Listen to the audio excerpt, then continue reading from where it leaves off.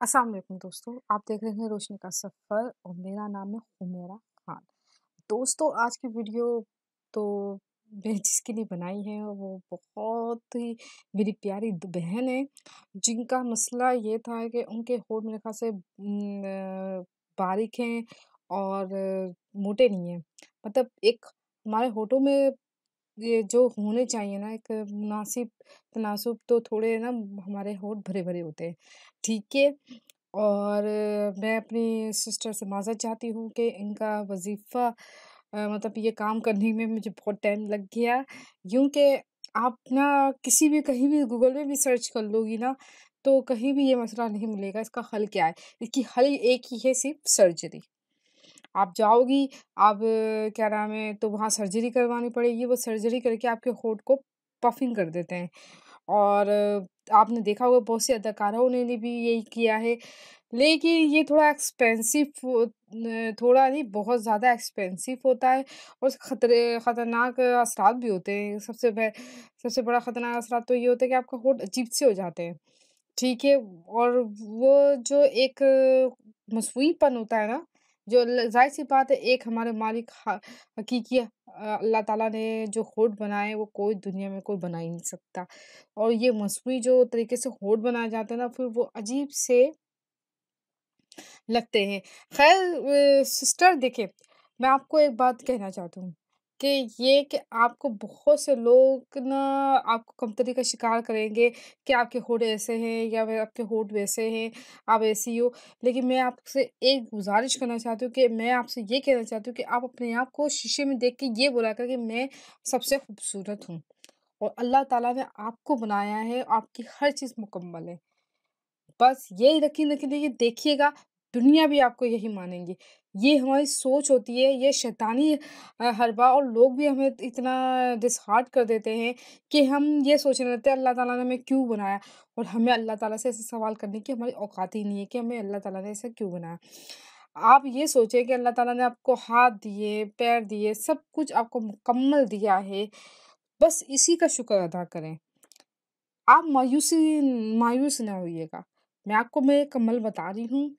ये मैंने देखे खुद ही समझे कि बहुत चीज़ों में देख-दाख के बनाया है।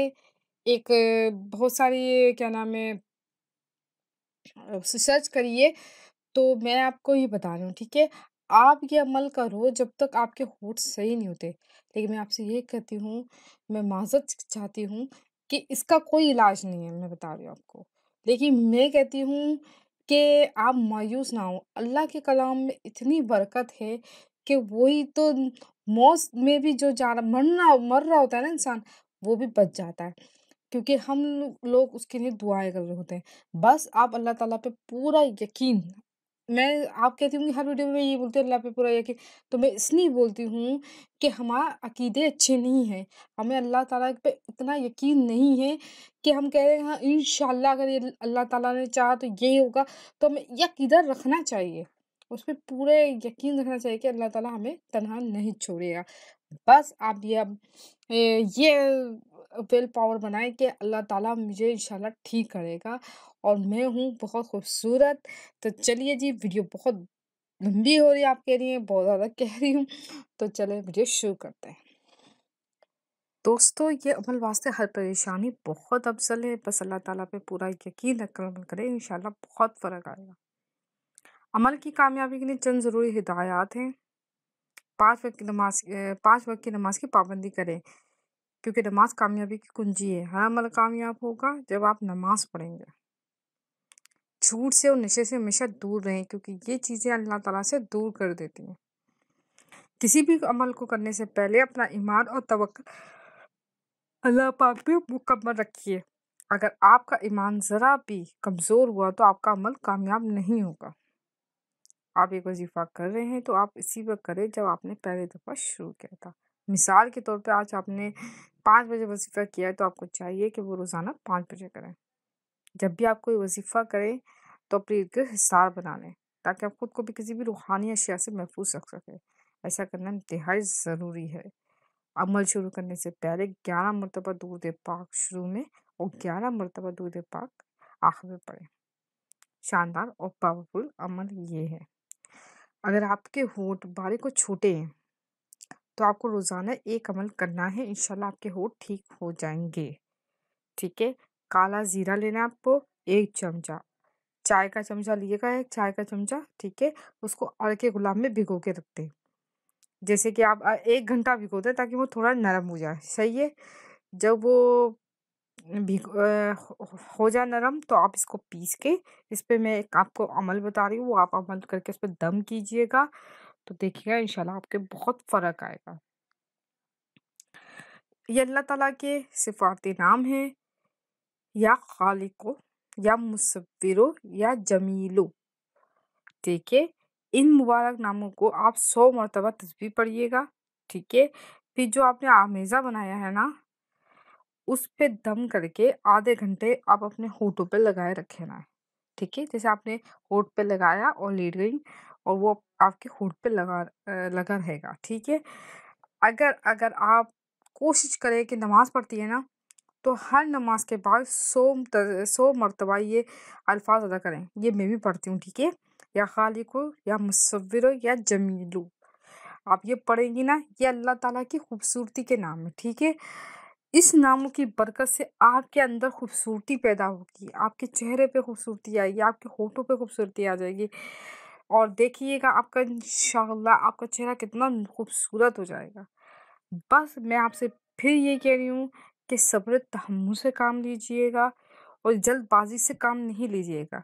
मैं आपको हर किसी को यही कहती हूँ कि जल्दबाजी से काम नहीं लें, क्योंकि हर एक चीज़ को होने में वक़्त लगता है, लेकिन वो होती ज़रूर है और आप इंशाल्लाह कामयाब होंगी और आप हैं बहुत खूबसूरत, ठीक है?